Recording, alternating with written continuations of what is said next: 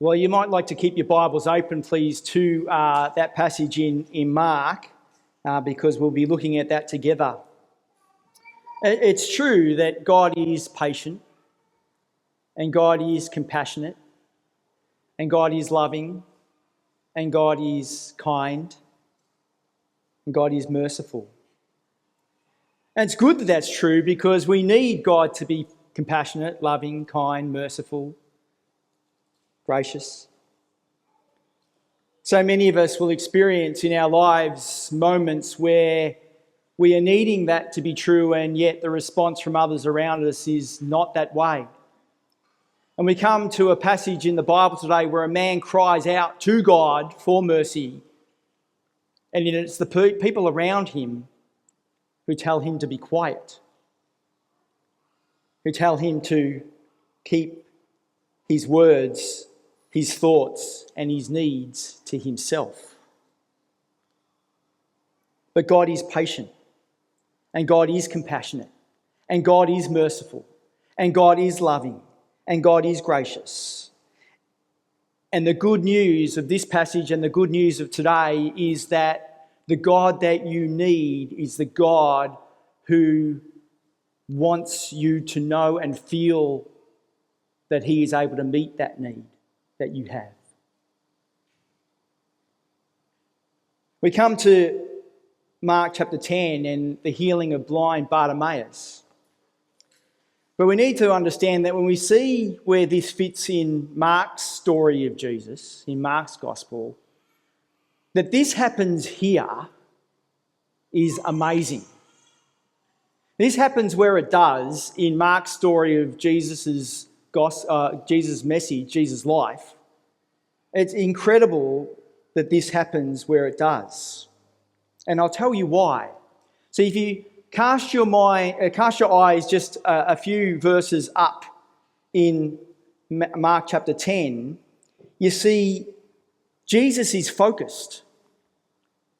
Jesus is absolutely dedicated to the reason why he was born, the reason why he's on earth, and what it is that his ministry, that his work was to do. And we get reminded of that if we have a look at sentence number 32. And towards the end of 32 it says this: again he took the 12 aside and told them what was going to happen to him. We're going up to Jerusalem, he said, and the Son of Man will be delivered over to the chief priests and the teachers of the law. They will condemn him to death and will hand him over to the Gentiles, who will mock him and spit on him. They will flog him and kill him. And 3 days later, he will rise. This is the third time recorded anyway of Jesus speaking of what he knows all too well. That he is going to Jerusalem, that he is going to be handed over, he is going to be mistreated, he is going to be crucified, and 3 days later, he will rise from the dead. He's clear about that. He knows that that is his ministry, his life. And the verse just before the Bible reading started, verse 46, the verse just before that, in 45, it says, "For even the Son of Man did not come to be served, but to serve and to give his life as a ransom for many." And the very next thing that happens is the passage that we just heard. So Jesus is clear, and I need us to be clear that Jesus is clear on where he's going and what is going to happen when he gets there. He's on his way to Jerusalem. The very next thing that happens after this passage is what we call, or what is called, the triumphal entry. So he gets on the back of a mule and he's led into Jerusalem. Probably many of these same people who are crowding with him and walking with him, and they're proclaiming him, singing choruses to his name, thanking God for him, as he goes into Jerusalem. So this passage in Mark chapter 10, 46 to 52, it happens within 7 days of him being crucified. So Jesus is very focused. Jesus has his face turned towards Jerusalem. He actually has for many, many chapters. And he's on his way to where he will give his life as a ransom for many, where he will be mistreated, where he will be crucified, where he will be murdered, and where he will, after 3 days, rise again. It's very clear about that. So this happens in the middle, if you like, or in the midst of, there's a whole lot of things that Jesus is doing in which he's incredibly focused on. So Jesus, we're told in Mark 10 there, he's there and he's going through Jericho on the way to Jerusalem. He's going through Jericho and he's come through Jericho and he's on the other side of Jericho. And he's with a large crowd of people. Now, large crowds of people, they make noise. Large crowds of people take up a lot of space. There's lots of talking. There's lots of chanting. There's maybe a lot of singing. There's no doubt there's a whole lot of fussing going on all around and all over Jesus. And as they're leaving Jericho, and as they come to the city limits, the town gates, they walk past a blind man. And his name is Bartimaeus. It makes sense that there's a blind man there at the gates, at the city limits, as they're walking out of the city. The city gate was the best place to put down your cloak. It's the best place to put down your cloak in order for people who are passing by to drop their shekels or their coins onto that cloak so that you can collect them. Lots of people are passing by at the city gates, either coming in or going out of the city. So Bartimaeus is most likely a very familiar sight to the crowd. He'd sit up in the morning. He'd pack up at night. He might even take that cloak after that gets all the coins on it and all the shekels. He probably takes that cloak, and when he's got all the money out, he might even at certain times wrap that cloak around him and use it as a blanket if the weather allowed him to sleep at the gates at night. See, we're told he's blind and we're told that he's begging. He's blind, so he's dependent on others to get around. He's blind. He's dependent on others for them to see him begging, to notice his blindness, and then to give him donations. He's blind, but he's not deaf. No doubt he's heard of this Jesus of Nazareth, this rabbi who's been travelling around, this one who has been making the lame to be able to walk, the one who's been able to make the deaf to be able to hear, the one who's been able to bring freedom to the demon-possessed. And yes, he's even been able to make the blind to be able to see. They say that when you lose one of your senses, one of your ability of one of your senses, they say that the other senses get more attuned, they get more focused. So Bartimaeus' hearing is probably pretty good. And he's heard about Jesus doing these things. And now on this day, he hears all the commotion. It's more than usual. The crowd, the massive footsteps, and the words people spoke. Jesus, he's here. Where is Jesus? Oh, there he is over there. He's going towards Jerusalem. Hey, let's go with him. So he knows Jesus is nearby. He knows that Jesus is able to help him. And he knows that if Jesus wanted to, Jesus could heal him. So he cries out there in sentence number 47. Jesus, Son of David, have mercy on me. His name is Bartimaeus. You might know that Ben or Bar is the prefix that means son of. So he's the son of Timaeus. We're actually told that. The word Timaeus means honour, or it means highly prized. He cried out to Jesus for mercy. He hopes that Jesus will hear him over the noise of the crowd. He hopes that Jesus might consider him to be as his namesake, that to Jesus he would be highly prized. But you read what happens and he's certainly not honoured, and he's certainly not highly prized when it came to the multitudes that were there.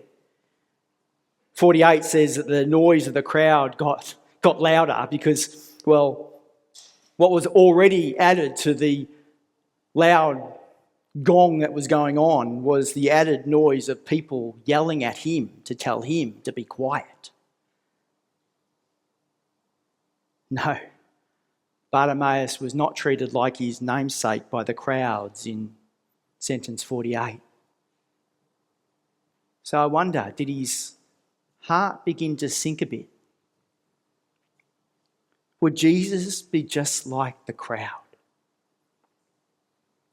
Will his cry for mercy, currently being shouted down by others, also be ignored by God? There might be people here, and there certainly are people all over the place who think that exact thing. I need help, and I cry out for help, and I'm desperate for mercy, but no one cares, and no one listens. I need help with the fees and with the bills and with the groceries, but no one notices. I need help with my family who don't or can't understand me, but no one listens.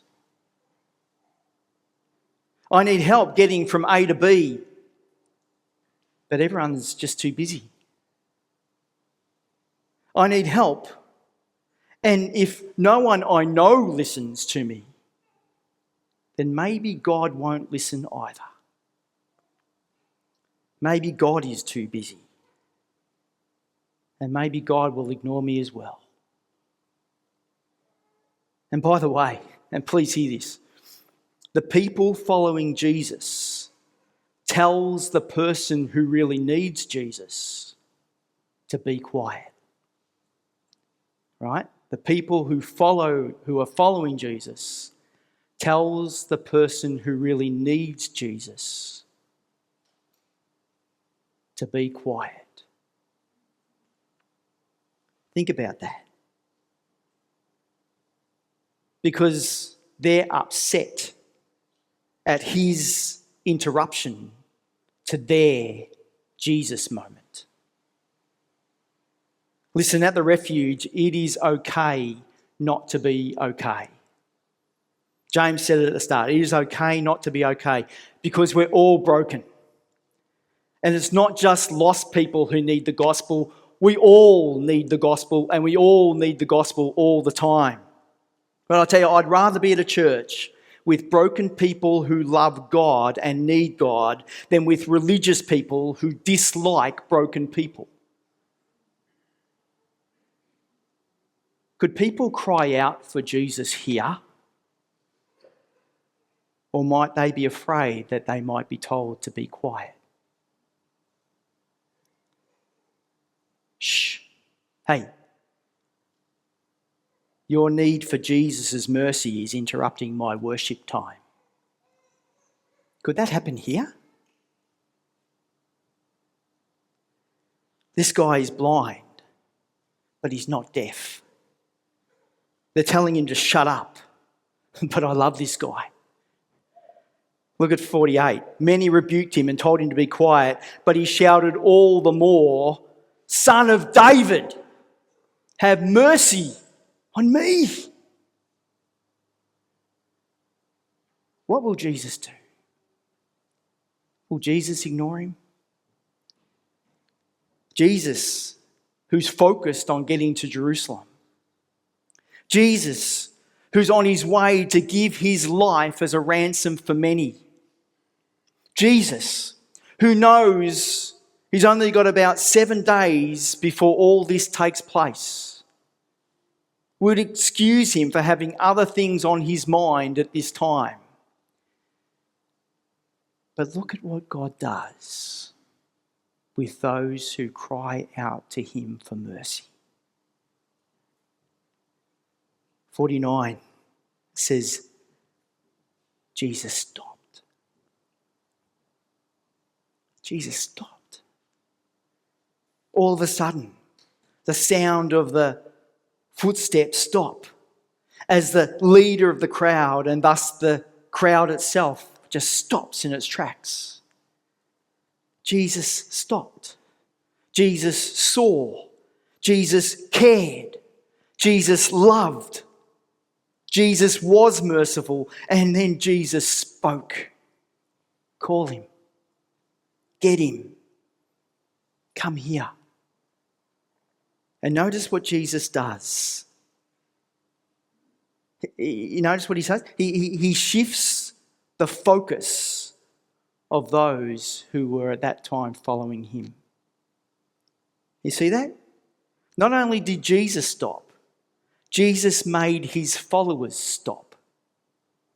And he changed his followers' focus. That's an important lesson for us, I think.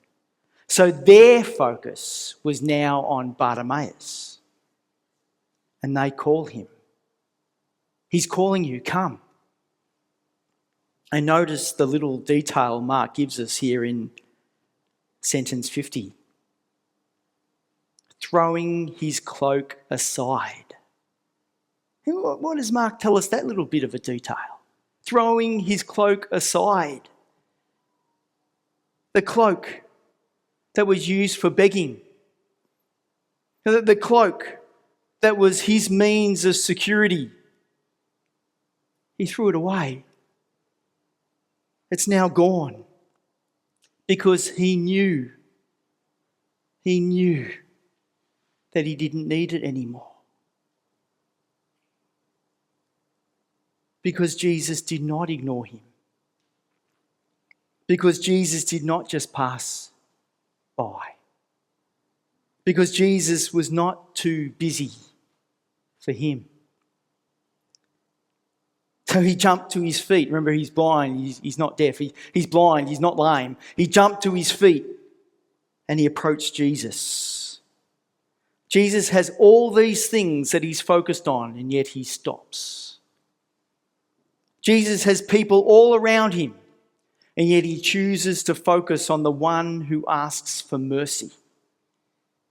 Jesus has noise all around him, yet he hears this man's desperate cry. This week at school, we had a new stampede of kindy students walk through those gates up the end there. Children and their parents. Many of them were in tears. Children and their parents were in tears. Many of the parents found it harder to leave the children than the children found it harder to leave the parents. And we were running around after the first, in the first 2 days of kindy. We were insisting the parents, please leave the school so that we can get your child into the classroom. Imagine it. A sea of 5-year-olds. And yet every single parent or caregiver. They're just focused on one of them. It's like the 99, and then there's the one. And you know what it's like. You walk into a room and there's a heap of children laughing, or a heap of children crying, or a heap of children's voices speaking. But the parent who walks into the room, they know their child's laugh, or they know their child's cry, or they know their child's voice. And above all the chorus of the noise, a parent can hear their particular child. It's like Jesus here, isn't it?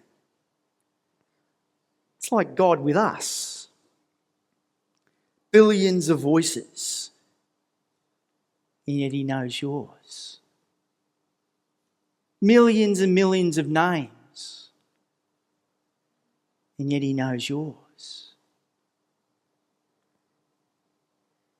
Infinite needs, yet he knows yours. And here's Jesus. So many voices, so much noise, so much on his mind. Yet he stops. And he hears your need for mercy. And he invites you to come to him. Jesus, have mercy on me. 51, he says, what do you want me to do for you? Now, we read that, and the possibility you could read that and conclude that Jesus is just emotionally absent at this point. He's emotionally ignorant. It's obvious, isn't it, Jesus, what this man needs? And yeah, it is obvious. And yes, Jesus does know. And God knows everything about us, and he knows our need. But the beautiful thing about God is that even though he knows our need, he loves it when we come before him and cry out to him concerning it. That's a beautiful thing about God, because it means he's the God of relationship, and he's the God of intimacy, and he's the God of connection. He wants to hear us ask. He wants us to cry out to him for mercy. He wants us to talk to him in prayer, to trust in him, to believe that he can do it, and to know that he's merciful. So the blind man said, Rabbi, I want to see. And in 52, go, said Jesus. Your faith has healed you. Immediately he received his sight and followed Jesus along the road. Imagine this guy. The first words he hears from Jesus is go. Not go away, but go. Your faith, your trust, your hope, your belief in me has healed you. And it says immediately two things happen. Immediately his blindness was gone, and immediately he followed Jesus. Imagine him. Picture him in your mind. We don't know whether he's a person who was blind from birth, or we don't know if his eyesight gradually just got worse and worse over the years. We don't know this. But either way, now he can see. Light has come into his world, and he saw Jesus, and he saw the crowd, and he sees that they are all seeing him. And he joined the crowd in following Jesus. And his world that was lived in darkness is now dark no more. And the crowd, they had a story to tell because of this day, didn't they? That guy at the gate, that Bartimaeus. Oh, the blind beggar. Yeah, him. What about him? He's not blind anymore. How come? Because Jesus healed him. He could see and he followed Jesus. Light has come into his world and he followed the light of the world. And everyone who knew him would know from this day forward that the unbelievable and the unimaginable and the incomprehensible has happened because Jesus is powerful, because Jesus is merciful. And this is where we're at today. No, Jesus is not too busy. No, Jesus is not too distracted.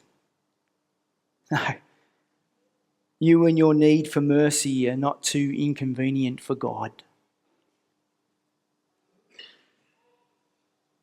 You're sick and you need healing. Ask Jesus for mercy. You have an addiction and you need freedom. Ask Jesus for mercy. In your relationship that seems hopeless, ask Jesus for mercy. You're at the end of your rope and you can't see clearly and you feel that no one's listening and you feel that no one cares. Ask Jesus for mercy. You're wondering that if you were to ask Jesus for forgiveness and friendship, what would he say? Ask Jesus for mercy. And then hear his words. Come to me. And don't let anyone or anything, including yourself, stop you. We pray with